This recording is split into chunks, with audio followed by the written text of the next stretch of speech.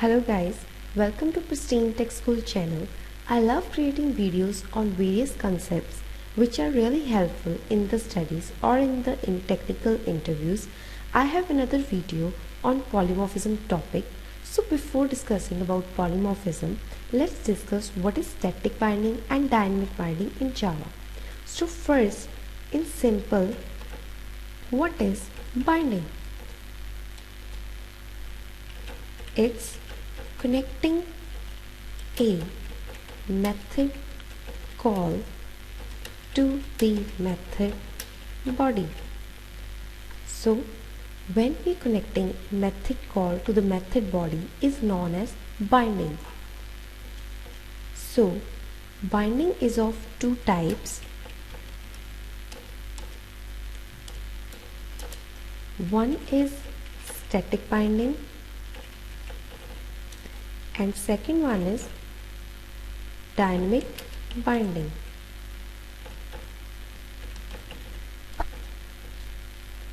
So what is static binding? When type of the object is determined at compile time or by the compiler is known as the static binding. So if there is any private, final or static method in class, then we are doing what? We are doing static binding only. So let's discuss the example of static binding.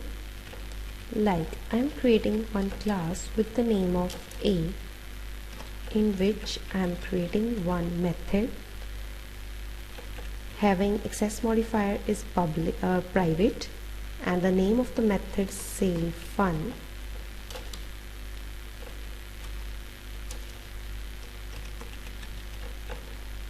So this is going to be print me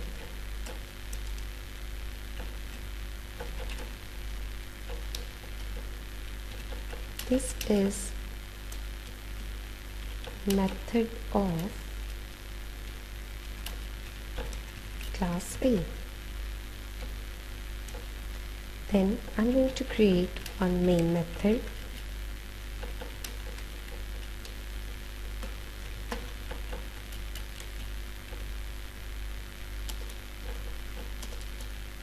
in which I'm going to create the object of A class, say A obj equals to new A class,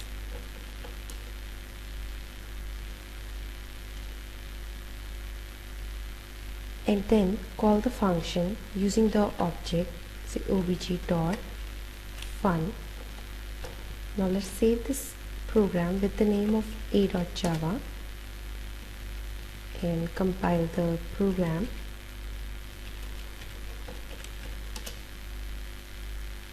Okay, so there is little bit save, so again save, we have forget to apply semicolon. Okay, so it successfully compiled, and when I have run, it's giving me the output that this is method of class A. So this is a simple example of static binding. You can also include final or static method, as well as we had applied here private method, or you can also give or create overload methods from which we can guess that this is an example of static binding. So guys, I very frequently upload videos on various technologies. I also create videos considering the interview question in mind. If you have any particular topic on which you want me to create detailed video, let me know in the comment section below. By moving further, we are discussing about polymorphism in Java. So what is polymorphism?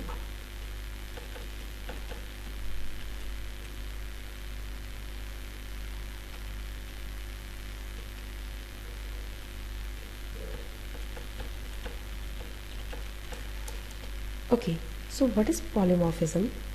It is a concept by which we can perform a single action by different ways. Okay, in this we can perform a single action by different ways, and polymorphism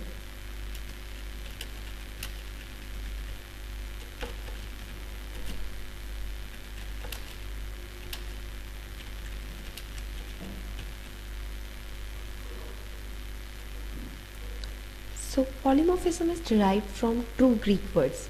What are that words? One is poly and second one is morphs. The word poly means many and morphs means forms. So polymorphism is a combination of two Greek words. One is poly and morphs, and poly means many and morph means forms. So we can define as polymorphism means many forms. Okay. So if you overload static method in Java, it is example of compile time polymorphism. We will now going to focus on runtime polymorphism in Java.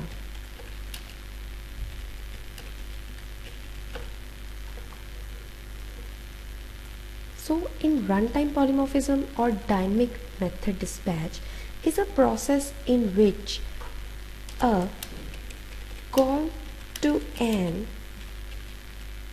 overridden method is resolved at runtime rather than of compile time. In this process, an overridden method is called through the reference variable of a superclass. The determination of the method to be called is based on the object being referred to or by the reference variable. So let's first understand what is the upcasting before runtime polymorphism.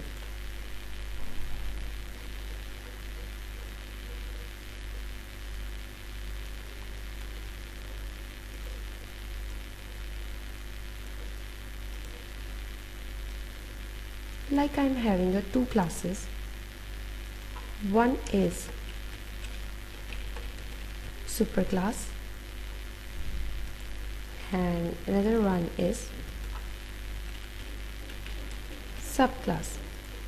So these are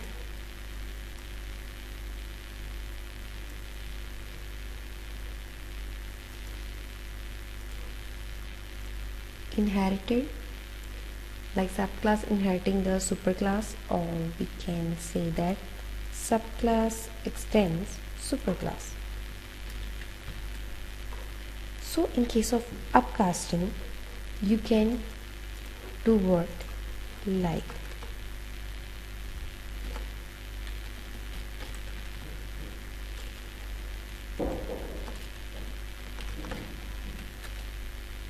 here I'm creating the object, say A equals to new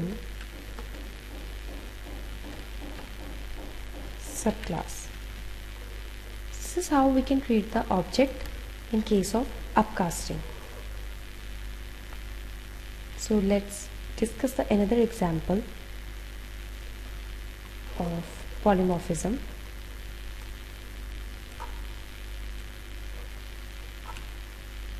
Like I'm creating class with the name of shade,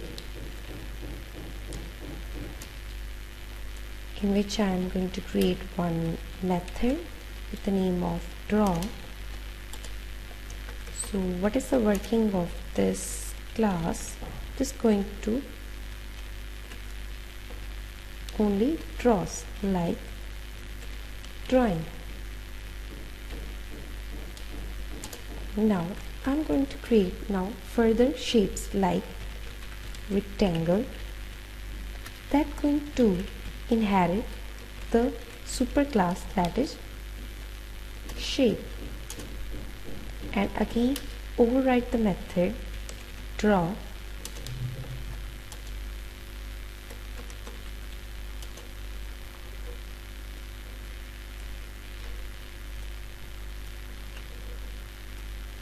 So what will this going to do?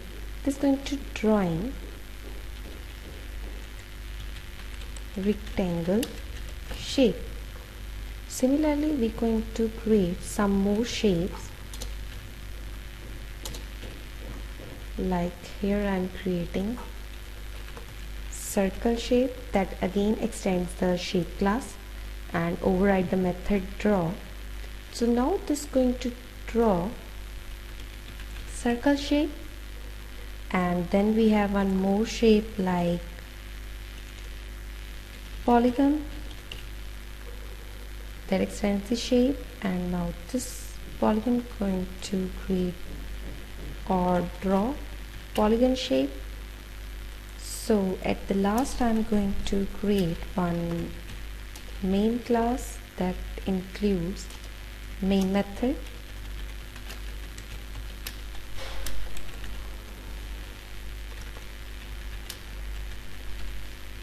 and this I'm going to create reference of class shape like shape S. S is the reference of our superclass that is shape, and then going to create the object of further shapes like rectangle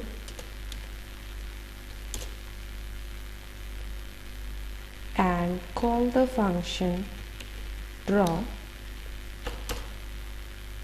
and then again using the reference I'm going to create the object of circle class and call the method draw, and again using the reference of shape class I'm going to create polygon object. So call the overridden method draw. So this is how we can create the reference and create the objects. Let's save this example and have our output.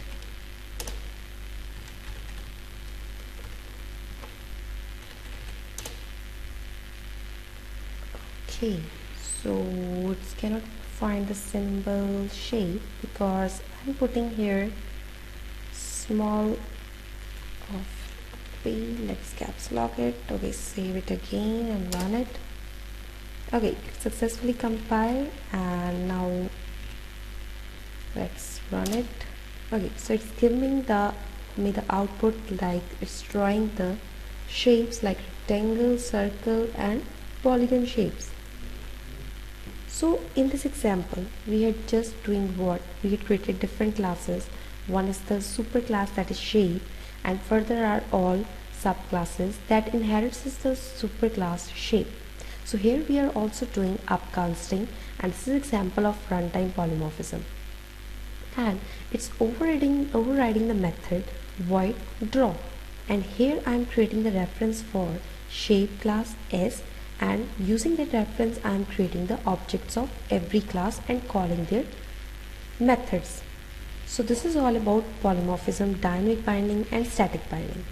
I hope this video will be helpful for you. If you like the video, don't forget to like, share and subscribe the button. We very frequently upload the videos, and press the bell icon so that you get notified whenever there is another super helpful tutorial. Have a good day ahead.